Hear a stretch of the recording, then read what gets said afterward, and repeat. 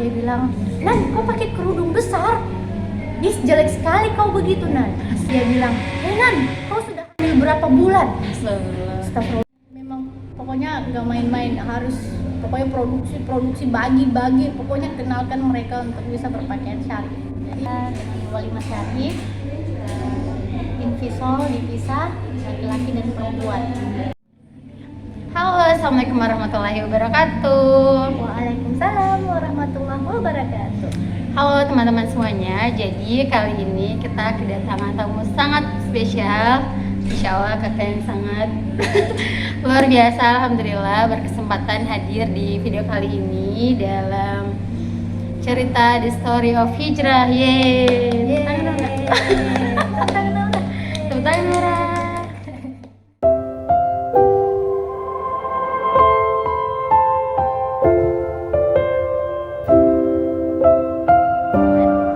Di video kali ini kita coba tanya-tanya Kananda. Alhamdulillah di tengah kesibukan dari Kananda bisa berkesempatan hadir di video ini. Semoga bisa memberikan kisah yang inspiratif, memberikan kita motivasi untuk tetap berhijrah. Oke, Kananda, bagaimana kabarnya Kak? Alhamdulillah baik, luar biasa. Allahu Akbar. Allahu Akbar, ya, Masya Allah. Kita sudah disemangatin dengan petikan takbir. Jadi sekarang kita lagi ada di mana nih Kak? Di studionya Sri, Masya Allah. Amin. Masya Allah. Kita lagi ada di salah satu tempat yang istimewa lah, Insya Allah. Di video kali ini kita akan cerita tentang kisah hijrahnya Kananda. Nah, pertanyaan pertama nih Kak. Oke, apa tuh? Kananda mulai hijrahnya dari tahun berapa? Kalau ditanya hijrah itu tahun 2011. Masya Allah, 2011 itu berarti kakak lagi kuliah atau? 2011 itu saya pertama kali ikut kajian masih SMA kelas 3. Di SMA kelas 3 itu saya ikut salah satu kegiatan remaja dan alhamdulillah sampai sekarang di salah satu tempat kajian itu. Dari kelas 3 SMA? Kelas 3 SMA. Sampai sekarang sudah punya kedua Ya, orang.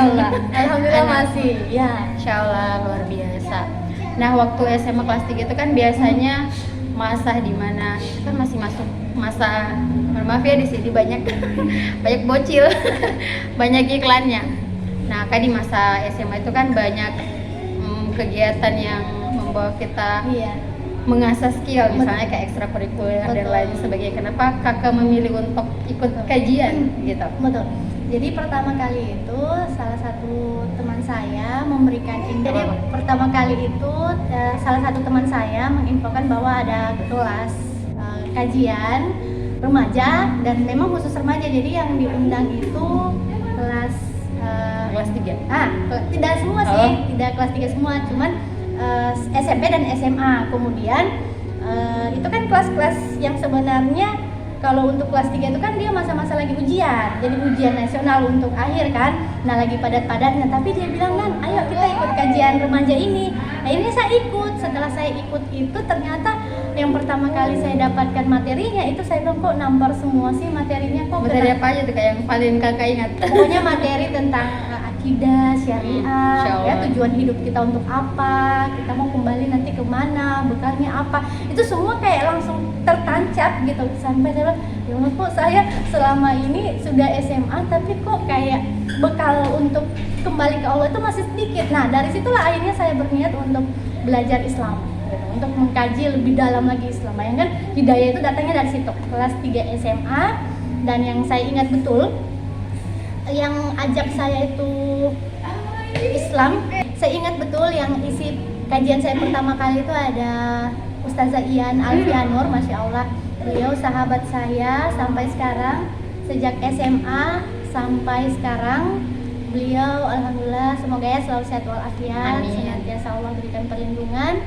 Beliau yang memberikan ilmu kepada saya yang mungkin tidak bisa digantikan dengan materi, tidak bisa terbayar dengan rupiah gitu ya.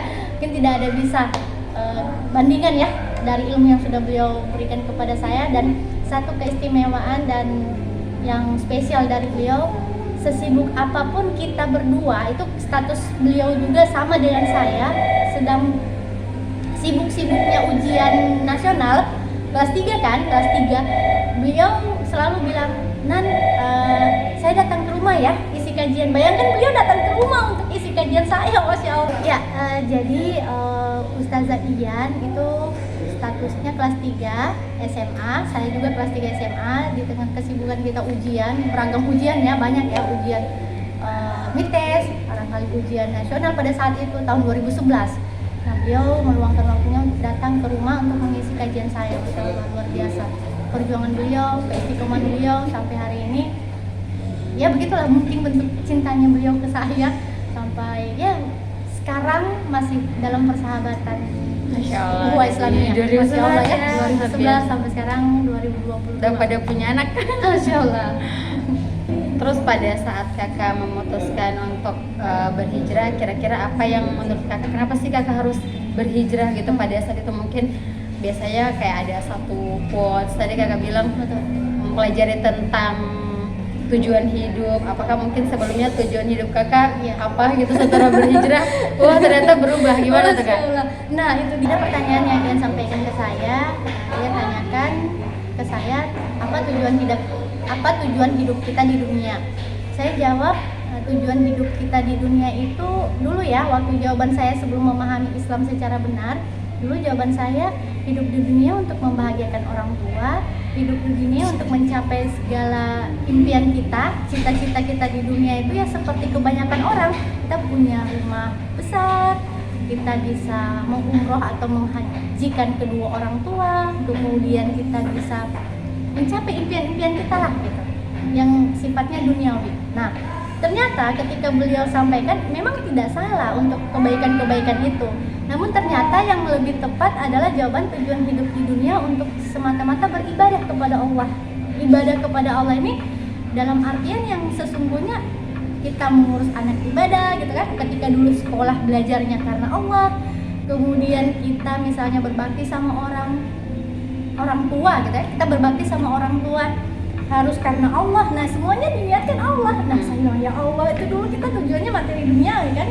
Jadi kalau tujuan hidup kita dunia, maka bisa jadi untuk mendapatkan semua itu halal haram tidak menjadi prioritas kita. Seringkali yang haram dilakukan demi mencapai cita-cita dan tujuan duniawi itu. Nah, setelah beliau sampaikan itu, saya terpikir ya benar ya, karena Allah gitu, benar-benar nilai ta'ala. Nah, ada satu permintaan yang pertama kali untuk beliau ajukan ke saya, menggunakan pakaian syar'i.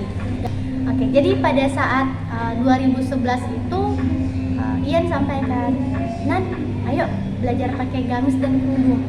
Wow, 2011 pakai gamis, masih sekolah, terus disuruh pakai gamis dan kerudung. Saya kalau ketemu sama Iyan, kalau kajian saya pakai gamis dan kerudung. Saya punya koleksi, ya dulu koleksi gamis dan kerudung, karena ada ibu, saya pakai gamisnya ibu. Kajian, namanya kajian kan, mindset kita itu selalu pasti menutup aurat ya. Muslimah begitu. Walaupun memang 2011 tidak banyak sih yang memahami itu, tapi saya pakai. Tapi ketika kumpul dengan teman-teman di sekolah atau acara ekstrakurikuler, saya pakai kembali pakaian-pakaian ala-ala remaja-remaja sekolah gitu. Ketika disuruh di sekolah pakai training. Ketika di sekolah disuruh pakai misalnya busana-busana yang mengikuti sekolah, ya kita ikut gitu. Setelah kita paham ternyata nggak boleh gitu kan, nggak boleh seperti itu, harus gamis. Nah, pertama kali saya pakai gamis itu tentu tidak semulus yang seperti kita bayangkan sih. Jadi pada saat menggunakan kerudung dan gamis itu pertama kali ke sekolah saya pakai kerudung panjang. Jadi kerudungnya itu panjang menutup dada ya. Teman-teman kan kalau remaja itu mungkin pakai yang paris-paris gitu kan, kerudung-kerudung yang masih dililit-lilit lah ya, terawang-terawang. Nah, saya coba untuk pakai kerudung panjang, ya memang kelihatan kayak ibu-ibu. Nah, apa yang pertama kali respon yang saya dapatkan dan alami, masuk ke kelas ada salah satu teman saya, mungkin kalau nonton, mungkin kalau dilihat video ini, dan saya tidak sebutkan namanya, cuman salah satu teman saya laki-laki, dia langsung melontarkan sebuah kalimat yang menyakitkan hati saya pada saat itu. Dia bilang, Nan, kau pakai kerudung besar, jelek sekali kau begitu, Nan. Terus dia jangan dengan mungkin logat Palunya ya, jelek sekali kau begitu Nan. Dan itu SMA, orang semua orang pokoknya tertuju matanya daripada saya. Saya baru masuk kelas, langsung dia bilang gitu. Dia langsung teriak seperti itu. Dia bilang, "Nan, kau jelek sekali." Jadi kayak mencoba untuk meledek, menertawakan bahasa-bahasa yang tidak baik lah gitu. Dan orang lihat saya, tidak ditertawakan ya, tapi semua orang lihat saya gitu. Semua mata tertuju sama saya dan memang penampilan saya berbeda saat itu. Langsung pakai kerudung panjang, pakai kerudung putih ya, SMA. Oke, jadi yang menenangkan saya waktu itu adalah teman saya bernama Kayuni, Reni, dan Isna. Masya Allah, mereka bertiga yang membuat saya, "Nan, kau cantik, kau luar biasa gitu, perjuanganmu udah luar biasa, jadi jangan dibuka ya kerudungnya ya, jangan dilepas ya." Jadi mereka bertiga inilah yang menguatkan saya, mereka yang menenangkan saya di kelas, walaupun memang suasana di kelas itu tidak baik-baik saja ya gitu ya. Ya itulah pengalaman pertama. Nah, masih ada pengalaman kedua, Sri. Ya gimana tuh Kak? Mungkin pengalaman kedua ini di kampus. Jadi udah selesai SMA, di kampus saya pakai gamis dan kerudung. Saya mau masuk kelas ceritanya. Ketika mau masuk kelas, masih dalam perjalanan menuju kelas, di lorong-lorong kelas itu berjejer banyak orang gitu. Masih maba ya, mahasiswa baru berjejer di lorong-lorong kelas. Kemudian ada salah satu senior, dia lihat saya pakai gamis besar, longgar, terowongan besar gitu ya, longgar, kemudian kerudung panjang. Kemudian apa yang dia bilang pada saat itu? Dia bilang, "Hei Nan," sepertinya dia kenal saya, tapi saya tidak tahu siapa yang berteriak itu karena banyak orang kan di lorong-lorong. Dia bilang, "Hei Nan, kau sudah hamil berapa bulan?" Astagfirullahaladzim, bayangkan. Tapi itu Kakak tidak kenal sama orangnya? Saya tidak tahu orangnya, cuman suara karena saking banyaknya orang. Dan yang cuman teringat sampai sekarang, bayangkan sampai sekarang saya masih ingat. Dia bilang, "Hai Nan, kau sudah hamil berapa bulan?" Itu di tempat keramaian Di gitu, tempat kan? keramaian. Ya Allah, baru dia berteriak. Saya ingat betul, tapi saya tidak tahu siapa orang yang bilang itu ke saya. Apa yang terjadi, Sri? Saya tidak masuk kelas Sri hari itu, sampai ke masjid sambil nangis. Ya Allah, ya Allah, astagfirullahaladzim. Iya, pokoknya saya bilang, "Ya Allah, kenapa sih saya dibilang hamil kayak menyembunyikan apa ya Allah, astagfirullah." Saya dituduh seperti orang hamil pakai gamis, pakai kerudung. Ya Allah, baru aja hijrah gitu kan, baru istiqomah. Nah, memang di fakultas saya itu pakaian gamis dan kerudung itu kayak aneh gitu, asing. Mungkin baru saya sendiri yang pakai gamis dan kerudung di fakultas yang ekonomi. ya fakultas ekonomi anak-anak gaul katanya geol ya. Tapi saya pakai itu dan saya langsung dituduh seperti itu. Satu hari saya tidak masuk kelas. Jujur saya tidak masuk kelas, saya cuma di Dari mata kuliah yang pertama? saya full. Saya tidak masuk, saya tidak sanggup masuk. Galau. Ya karena teman-teman saya mendengar itu kan, mendengar perkataan itu. Jadi pikirannya saya benar-benar nanti hamil, padahal tidak. Ya Allah, ya Rabb. Gitu. Itu perjuangan pertama kali. Tapi saya bilang mulai saat itu saya minta Allah kuatkan saya. Pada saat itu saya ke masjid, saya bilang, "Ya Allah kuatkan saya, peluk saya, ya Allah kuatkan saya."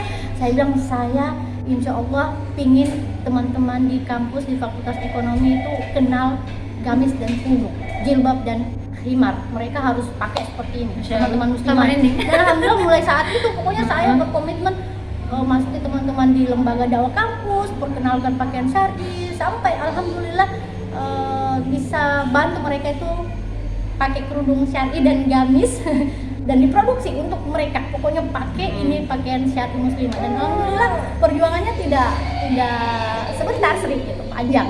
Tapi alhamdulillah semua ungkapan kata-kata yang menyakitkan hati itu itulah yang memuatkan sampai hari ini bisa istiqomah. Berkat mereka, tanpa mereka mungkin tidak bisa seistiqomah sampai. Oke, Sri, itu aja mungkin Sri 2 pengalaman yang membuat saya sampai hari ini masih terngiang-ngiang, bayangkan saking membuat perasaan itu Ya Masya Allah, berarti ujiannya kan Anda dalam hal pakaian sangat berkesan sampai tidak masuk kuliah. Tapi alhamdulillah, iya sehari nggak masuk kuliah. Tapi alhamdulillah dari mungkin itu cacian, makian dari orang di sekitar, tapi kan Anda jadikan itu motivasi gitu. Mungkin apakah itu salah satu motivasi Kakak buat naga hijab? Iya, betul. Betul. Iya, jadi memang sudah berniat, udah memang pokoknya nggak main-main, harus pokoknya produksi bagi, pokoknya kenalkan mereka untuk bisa berpakaian syar'i. Jadi alhamdulillah Allah support gitu, Allah bantu sampai hari ini. Ya, jadi Kananda ini juga salah satu owner dari Naga Hijab. Jadi awalnya juga saya buat gamis itu dari Kananda, Masya Allah. Iya, dikenalkan itu jilbab pertama Kak, sampai sekarang masih ada. Jadi sangat tahan. Baiklah ini. Iya, jadi awal kagumnya itu di ini loh Kak, di plastiknya itu kan di situ ada ayat tentang hijab kan Kak. Jadi di situ tertarik dengan Naga Hijab, akhirnya alhamdulillah sampai sekarang juga masih berlangganan. Baiklah lagi di Naga Hijab. Selanjutnya Kak, kan tadi Kakak bercerita tentang di kampus. Jadi saya cerita dulu nih pertama kali ketemu sama Kananda. Boleh. Nah, jadi pertama kali ketemu Kananda itu saya ingatnya waktu kegiatan BLT di Prodi Pendidikan Biologi, dan di situ saya kayak bingung. Di situ kan Kananda bahas tentang sistem pemerintahan. Itu saya paling ingat sekali. Jadi teman gitu bilang begini, "Ih, keras sekali Kakak ya." Itu pertama sekali, itu saya ingat sekali Kak. Di situ yang jadi pemateri ada Kananda, Kak Ijan, Kak Ulfa juga. Gitu. Terus dia bilang, kenapa dia bahas pemerintah padahal tadi bahas Islam begitu. Dia bahas demokrasi dan sistem-sistem Islam, misalnya kayak khilafah. Kenapa dia bahas seperti itu? Dan itu statement teman Kakak ini keras sekali gitu. Dan di situ saya kagum gitu dengan public speaking dari pemateri yang sangat luar biasa, dan itu juga sebagai titik balik bagi saya untuk berhijrah pada saat itu. Nah, Kananda waktu kuliah punya aktivitas apa saja nih? Pasti sibuk ya dengan dakwahnya. Biasa saya beberapa kali lihat di postingan Kananda ada jadi apa itu Kak? Yang dia itu apa sih? Apa jadi itu? Penyiar kayaknya bareng sama Kak Delvi. Jadi penyiar. Kananda juga di tim-tim media. Nah, bisa diceritakan Kak bagaimana perjuangannya di kampus gitu pada saat itu? Ya, sebenarnya kembali ke pertanyaannya Ian ke saya waktu itu, tujuan hidup di dunia untuk apa? Nah, jadi tapi sebenarnya ada beberapa kisah-kisah yang mungkin tidak boleh dicontoh, tapi itu kita jadikan sebuah niatan baik bahwa ya Allah, kita ini di jalan ya Allah, intan surullah yang surkum ya satin akdamakum, siapa tolong agama Allah, Allah itu akan tolong dia. Dan benar, pada saat di kampus setelah SMA saya dan Ian masih lanjut bergerilya di kampus untuk sama-sama, dan saya masih ingat betul itu Ian, kemudian Katika, ada Muji, ada Yanti, ada Uma dan lain sebagainya, teman-teman yang ada Fani, Katami, semuanya teman-teman yang generasi awal di kampus, yang bayangkan sampai Ian selalu ingatkan saya sampai di kampus nih, Nan lagi ngapain? Ada masuk kelas Nan, bisa keluar nggak? Kenapa ya? Untuk apa? Ini kita lagi aksi, ada hal penting yang harus kita suarakan. Luar biasa, ini sementara di kelas. Akhirnya saya lihat, Ibu saya boleh izin Bu ada kegiatan di luar? Saya bilang, oh ya silakan. Jadi saya keluar, saya sampaikan ke teman, saya izin ya keluar ya, nanti kalau ada tugas dan sebagainya infokan ke saya. Dan itu sebenarnya tidak boleh contoh, cuman karena kita melihat prioritas kita ini melihat sebuah, kita kan mahasiswa itu kan terletak identitas namanya itu agent of change kan, agen perubahan.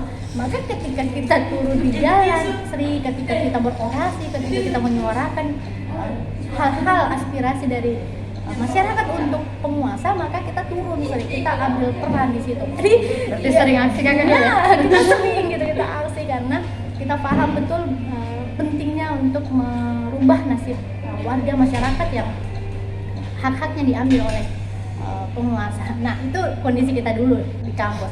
Nah, tidak berhenti sampai situ. Ketika ada kondisi-kondisi tertentu yang memang kita harus turun ke kelas-kelas, untuk membagi tiket-tiket, untuk mengajak teman-teman semua kajian-kajian Islam. Pokoknya semua agenda itu kita lakukan rutin. Tidak berhenti, selesai kajian buat lagi kajian, selesai kajian buat lagi kajian. Kalau dibilang istirahat, nggak ada istirahatnya, Masya Allah. Pokoknya ya, nggak ada capek-capeknya lah. Sampai ditanya tugas akademik kampus bagaimana, nah itu saya selesaikan malam hari di kampus, belajar dakwah ya, kemudian dakwah, kegiatan-kegiatan ekstra kampus ya, internal kampus, kegiatan-kegiatan lembaga dakwah dan lain sebagainya. Di malam hari menyelesaikan tugas-tugas kuliah Jadi memang kalau ditanya istirahatnya, nggak ada istirahat, nanti istirahatnya di surganya Allah. Insya Allah. Itu sejak kuliah gitu. Nah, masih ada lagi yang sampai ceritanya kan kenapa ada aktivitas menyiar ya. Jadi dulu itu sebelum kita diserang ini ya, diserang Gerapi menyerang. ya kita melebarkan sayap di semua media. Jadi Sri dulu saya sama Ustazah Delvi dengan ustazah-ustazah lainnya, Faik, ada Ica gitu kan, banyak, ada Kak Rahmi dan lain sebagainya, Kak Asri, tim-tim yang media lainnya. Itu kita alhamdulillah sampai kalau nggak salah 2 tahun kita bahkan tembus bisa di radio. Iya, kita menyampaikan dakwah melalui media radio gitu.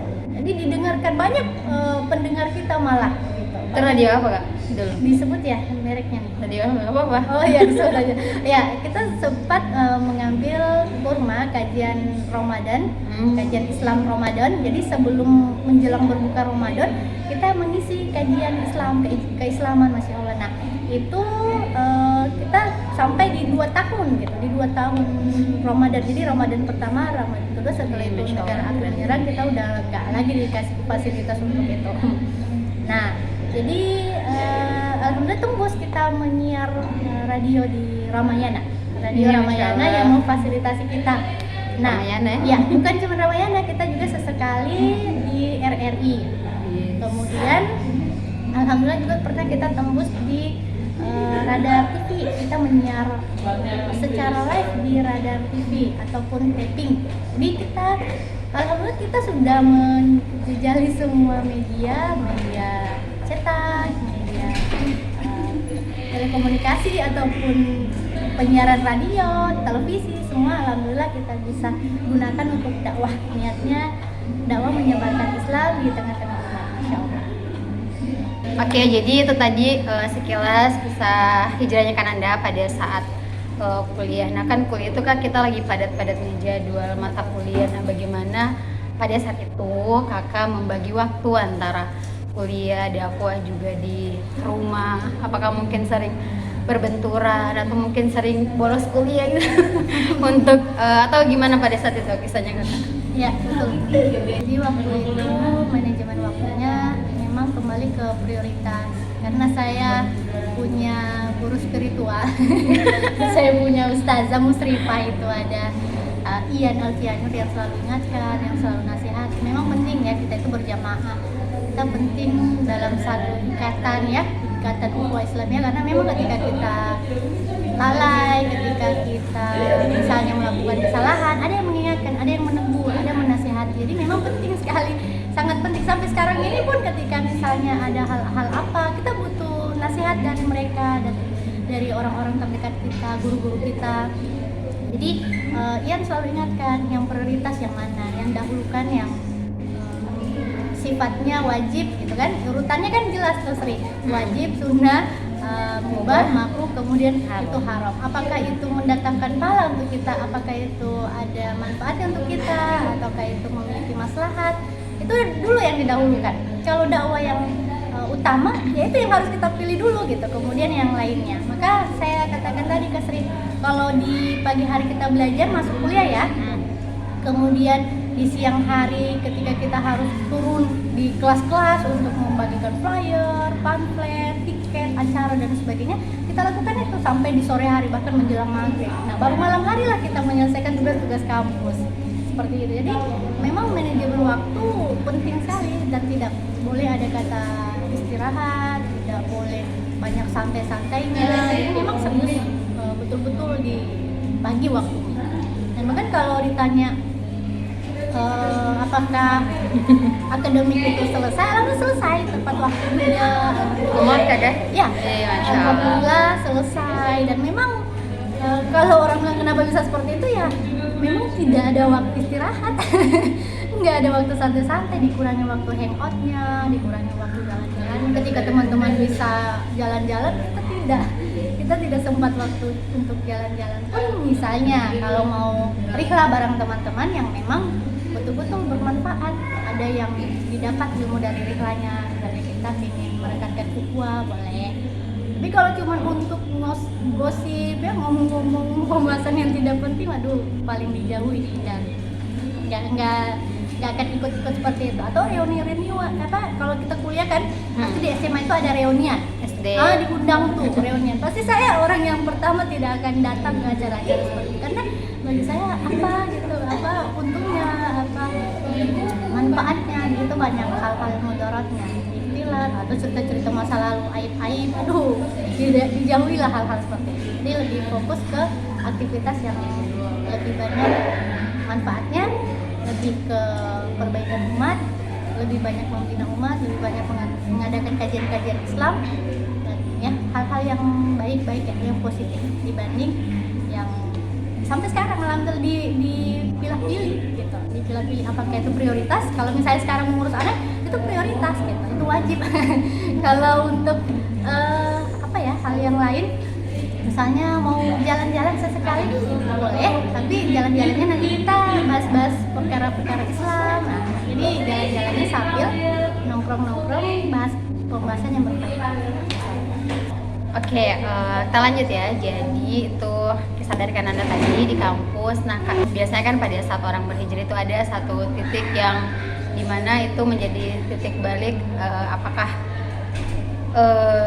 ujian yang paling berat lah menurut kakak dalam proses berhijrah itu apa yang kakak rasakan? Mungkin pada saat itu benar-benar Allah menjadi penolong pada saat itu. Betul. Jadi selalu seperti mantra mungkin ya. Kalau teman-teman itu kita satu jamaah selalu ingatkan intan surullah yang surkum wa yasabit agamakum. Tolong dulu agama Allah, pasti Allah akan tolong kita. Dan ternyata benar. Jadi selama kuliah itu pokoknya tugas kuliah, ada yang namanya proposal, belum proposal masih MPL ya, KKN, kemudian ada laporan, ada proposal, ada skripsi. Itu saya bahkan sebenarnya merasakan tidak ada hal yang sulit gitu, bahkan semuanya kayak lancar, mulus, mudah.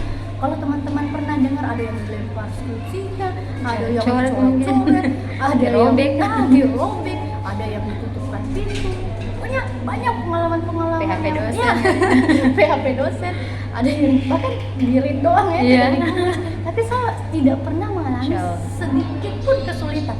Jadi dulu dosen pembimbing saya itu, saya ingat betul, beliau ada guru besar, saya selalu ke pasca sarjana untuk bimbingan sama beliau, dan alhamdulillah saya dimudahkan sama beliau. Saya pernah mendapat sebuah pernyataan dari salah satu senior, dia katakan, "Sri, siapa pembimbing kau?" Dia bilang gitu. Bilang ini, prof dokter ini. Oh, hati-hati, kau sulit nanti sama dia. Kau nanti killer katanya. Nah, katanya killer. Kau nanti tidak selesai cuma karena dosen pembimbingmu itu. Tapi saya itu punya perasaan yang berbeda gitu. Saya bilang, ya Allah, saya tolong agamamu, saya dakwah, saya ngajak sahabat-sahabat saya untuk belajar Islam. Aktivitas saya bukan hal yang biasa-biasa. Ya Allah, saya sampaikan seperti itu sama Allah. Ya Allah, saya ini di kampus saya belajar, ya Allah. Di sisi lain juga saya dakwah, ya Allah. Di saat saya sulit, tolong ya Allah, bantu saya, jangan persulit saya. Saya tidak mau dengar kata-kata senior saya ini. Ya Allah, saya husnuzon sama Allah. Ya Allah, tolong saya, ya Allah, bantu saya. Bismillah, pada saat itu saya mau ke pasca sarjana, masuk di ruangan prof ini, guru besar. Udah dikduk. Saya takut responnya berbeda, ternyata ditolak, ternyata dipersulit. Saya masuk, assalamualaikum Pak, Bismillah, gitu kan, saya masuk. Oh ya, silakan Pak, ini saya mau menyebarkan hasil ini ya, penelitian saya. Beliau lihat beberapa dikoreksi, kemudian beliau bilang bawa pekan depan ke saya, kita lihat kalau sudah bagus semuanya, buat undangan kita sidang. Wih, Masya Allah, itu respon. Itu berapa kali koreksi itu, Kak? Kalau nggak salah 2 atau 3 kali, nggak lama lah pokoknya. Berarti sepanjang saya membuat proposal skrip itu, karena memang juga alhamdulillah yang sudah saya kuasai. Dan alhamdulillah beliau responnya baik, dan alhamdulillah bahas-bahas tentang yang produk-produk halal Sri gitu di tahun 2011 gitu kan. Kakak skripsinya tentang apa? 2 ya, itu tentang produk halal, produk kosmetik halal. Jadi itu di tahun kalau nggak salah 2016.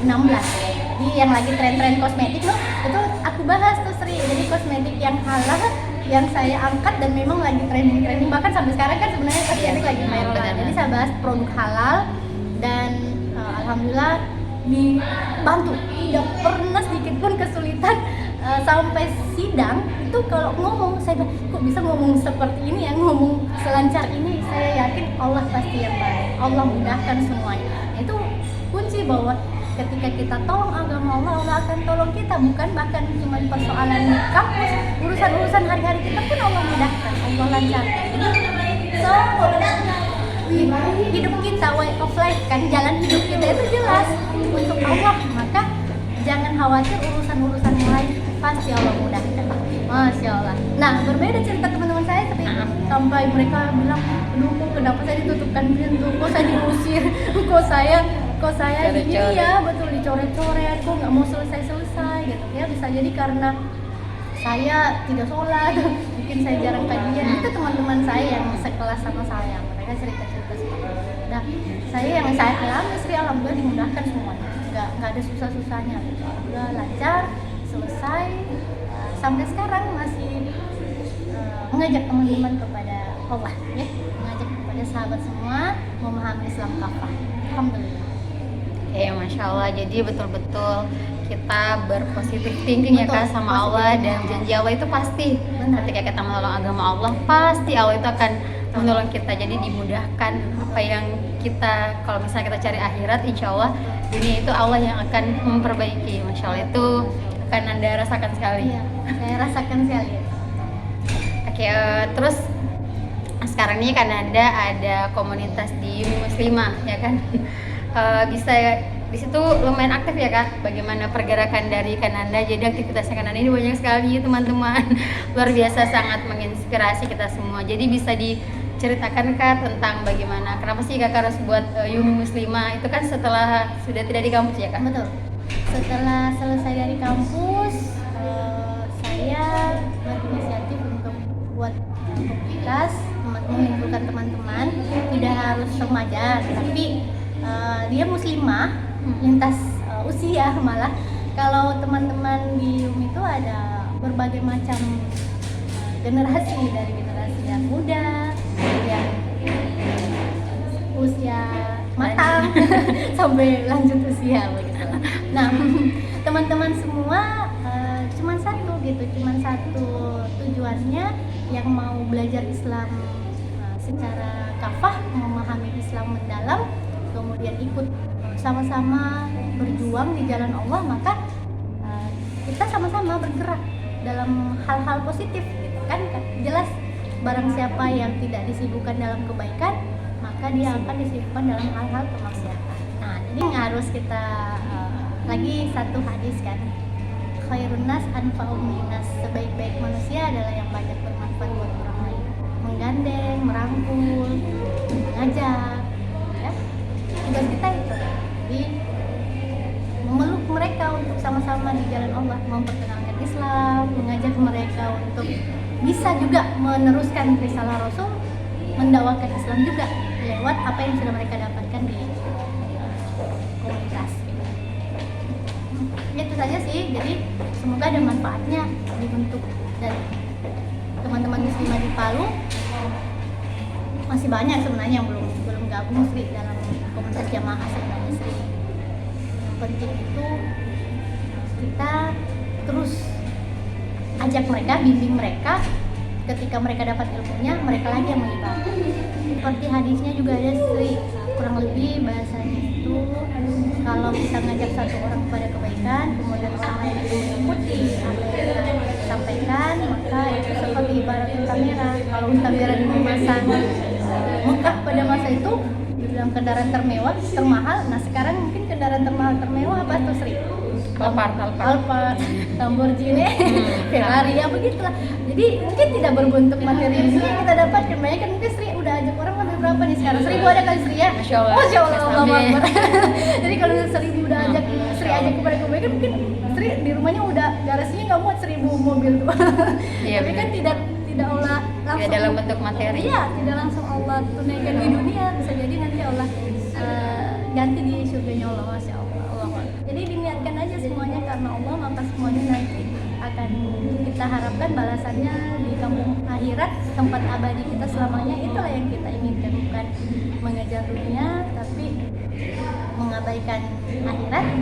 Nah seharusnya yang kita lakukan adalah mengejar akhirat, kemudian dunia cerita yang ngikut, dunia yang nanti akan ngikut. Nah, itu aja sih, niatnya baik untuk ajak sesama pada kebaikan.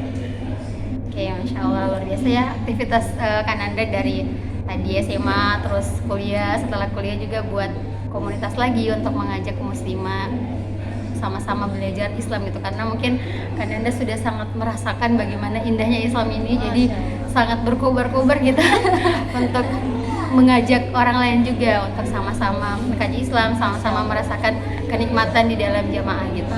Nah, ini Kak, boleh tidak kan kemarin Kakak waktu walimah gitu walimah kan sebenarnya kisah nggak apa-apa jadi kisah walimah sekarang kan kita tahu itu Kak serba mewah, kemudian kita tahu bagaimana antara laki-laki dan perempuan bercampur baur. Nah, kemarin kebetulan saya juga jadi panitia dari walimahnya Kananda. Bisa Kakak ceritakan mungkin pada saat itu bagaimana Kak perjuangannya? Karena beda kan dari pesta-pesta yang lain begitu.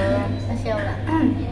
Jadi sebenarnya saya tidak mengalami hambatan yang begitu lumayan, mungkin kata orang, kayaknya mendakwakan keluarga untuk bisa walimah syar'i itu kayaknya susah dan berat, pasti ada pertentangannya, pasti ada perdebatannya.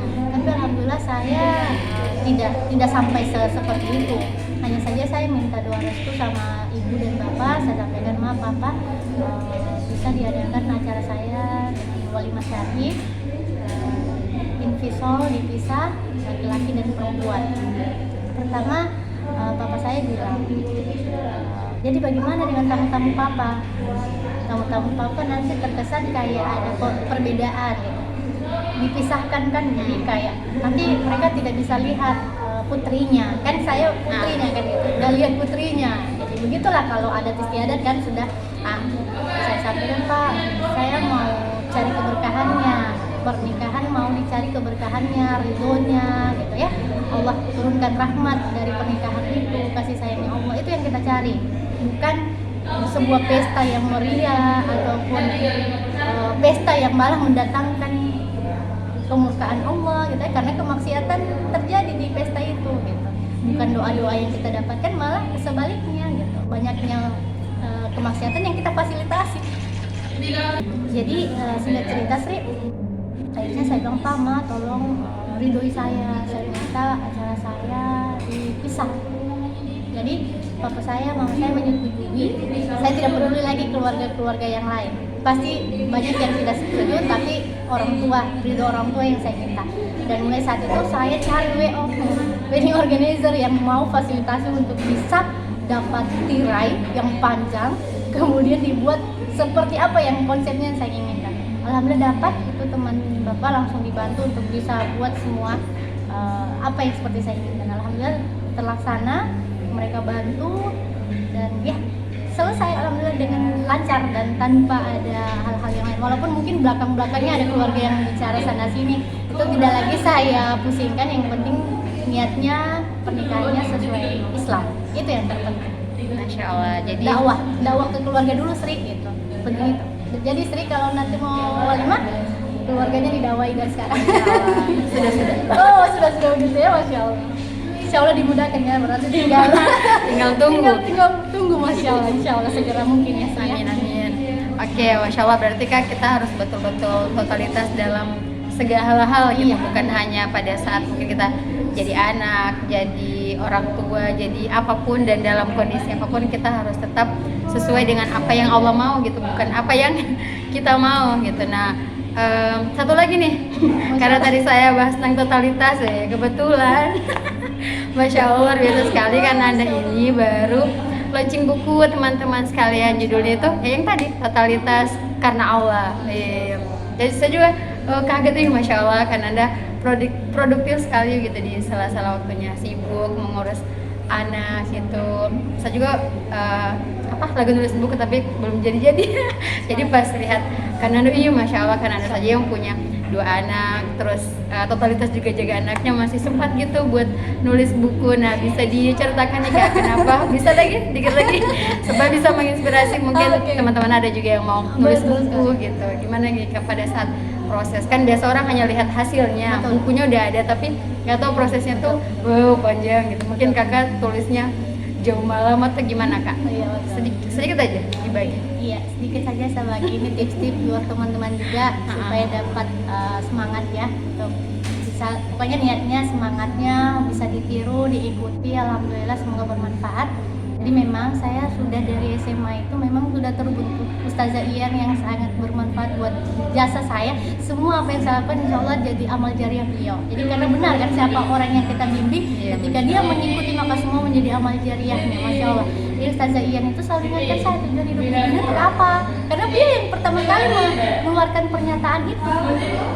Untuk apa di dunia ini? Jadi beliau sudah kayak membuat saya itu termustajasat itu istilahnya mendarah daging, udah di pikiran saya itu membekas ingatan pertanyaan dia itu, untuk apa hidup di dunia. Nah mulai saat itu di kampus saya nggak main-main, nggak pernah santai-santai, nggak pernah main-main, pokoknya selalu serius, selalu sungguh-sungguh gitu. Nah setelah lulus sama-sama beliau, bahkan pernikahan saya sama Iyan itu cuma beda 1 bulan gitu, Masya Allah. Itu kita nggak saling tahu tuh, diam-diam aja, tapi ternyata udah samaan gitu kan, Masya Allah. Nah ternyata setelah itu kita punya anak juga, sama-sama masih dalam aktivitas di jalan Allah.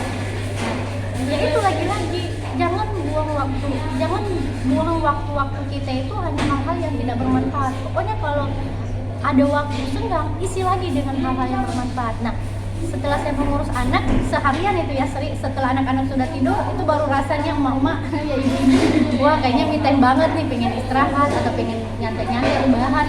Tapi saya tidak manfaatkan itu untuk itu, saya pokoknya manfaatkan lagi sebaik-baiknya.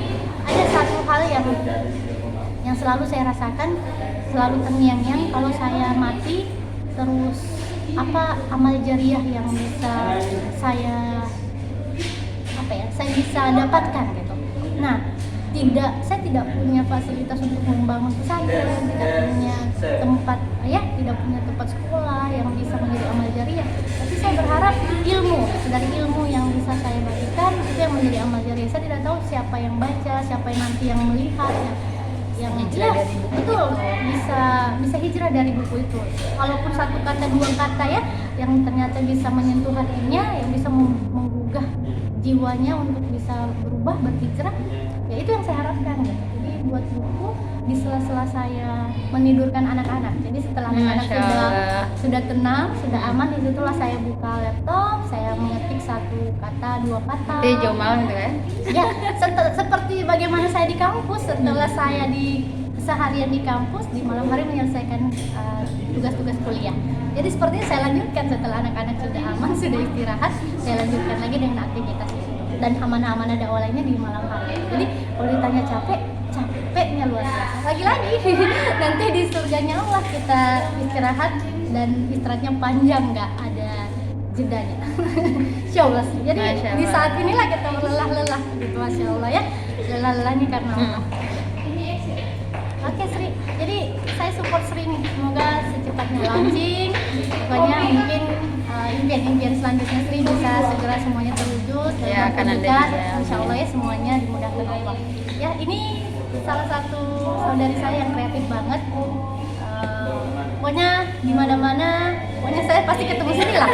Kalau saya di mana, kok ada Sri lagi sih, di mana? Ada Sri lagi. Memang anaknya produktif, dan sekarang beliau lagi S2 nih, Masya Allah. Doakan ya. Masya Allah ya, Insya Allah jadi magister, dan ternyata beliau mau ke Bogor nih, Masya Allah ya Sri. Insya Allah semuanya dimudahkan, dilancarkan Allah. Jadi ya, jangan lupakan juga kewajiban yang lain. Ya. Walimah, menikah. Jadi karir-karir nih, tapi Insya Allah ya di samping karir. Jadi saya yang tanya aja. Samping karirnya, tapi Insya Allah juga ya, Insya Allah prioritas yang utama itu ya nanti kita menjadi seorang istri soleha, ibu, Insya Allah ya. Oke Sri, amin, semuanya dimudahkan Allah, lancar. Oke, terakhir Kak. Terakhir kan sekarang kan Anda sudah berumah tangga, sudah punya 2 dua orang anak gitu, kasih tips untuk membagi waktu gitu kan, antara dakwah, ngurus suami, ngurus anak gitu. Oke, kalau Sri menanyakan bagaimana cara membagi waktu, suami juga selalu berpesan bahwa ini selalu ingat yang prioritas anak-anak dulu yang wajib, kemudian ketika anak-anak sudah terurus kemudian lanjut dakwahnya. Jangan sampai anak-anak terabaikan kemudian mengerjakan yang lain. Jadi yang selalu utama itu prioritas anak-anak dulu, karena mereka kewajiban kita sebagai seorang ibu. Kemudian setelah anak-anak baru kita dakwah gitu, dakwah yang memang menjadi prioritas juga karena sifatnya wajib, fardu ain kan gitu, dakwah. Kemudian setelah itu barulah mengerjakan yang lain jikalau hal itu memang penting buat kita, seperti kayak komunitas-komunitas juga untuk saya arahkan teman-teman, dibimbing untuk bisa sama-sama di jalan Allah. Seterusnya ada bakti kita kepada orang tua. Kalau saya Sri di rumah itu kan ada nenek tuh yang lagi sakit, jadi nenek sesekali memanggil saya untuk ada nenek, jadi saya juga masih membagi waktu ke mereka, ada orang tua yang saya juga sesekali bantu. Nah habis itu yang lain-lain lah yang dikerjakan, seperti kayak nulis buku di malam hari, itu baru waktu-waktu yang sudah setelah semua kewajiban tertunaikan baru kerjakan itu. Kalau mungkin orang mengatakan capeknya, lelahnya, kapan tidurnya gitu, kapan istirahatnya, kayaknya nggak ada enak-enaknya ya, nggak ada jeda-jedanya. Pokoknya kalau mau ditanya fisik, energi itu ya terkuras semua gitu, habis-habisan gitu, capek ya. Kalau dikatakan capek kan insya Allah berbuah lelah ya. Kalau kita niatkan semua untuk Allah, ya Allah ini semua pengorbanan untukmu ya Allah, tolong ya Allah, nanti cuma ini balasannya bertatap wajah dengan Allah. Itu sih sebenarnya sebuah kenikmatan ya. Kita ingin bagaimana sih melihat pencipta kita gitu kan, itu sesuatu kado yang mungkin tidak bisa diukur dengan materi.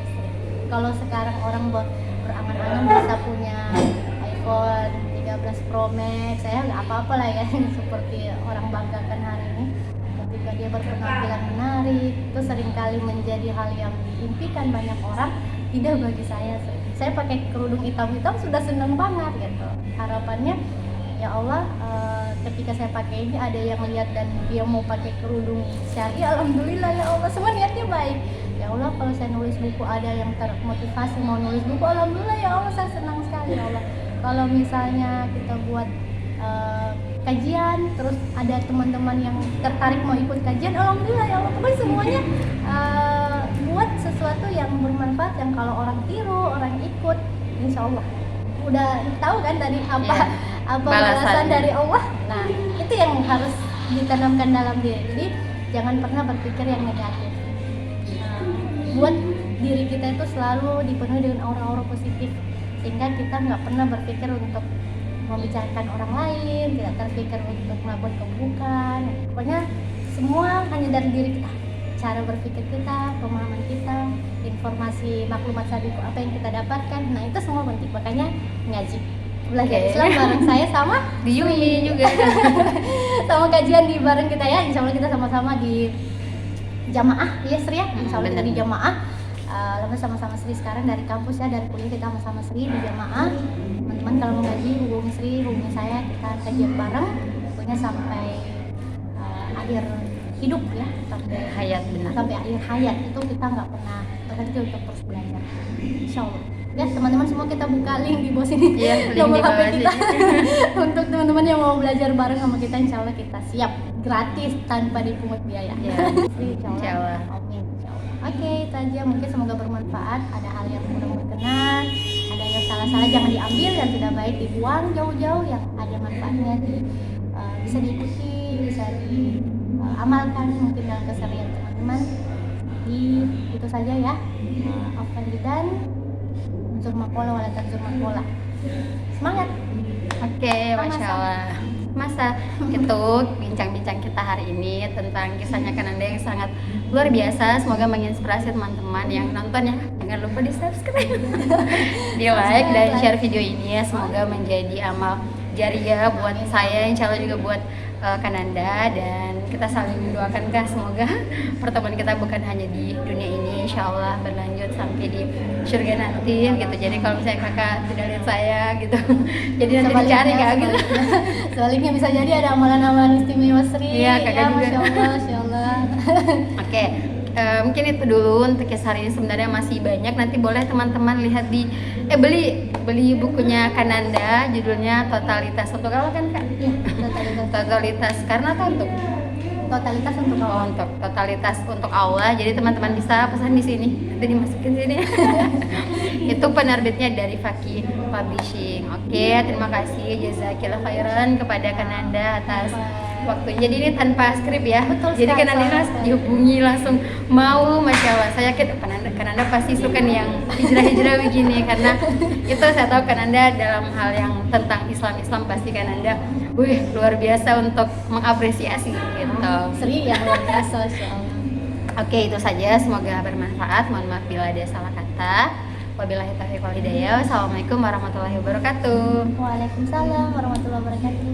Dadah.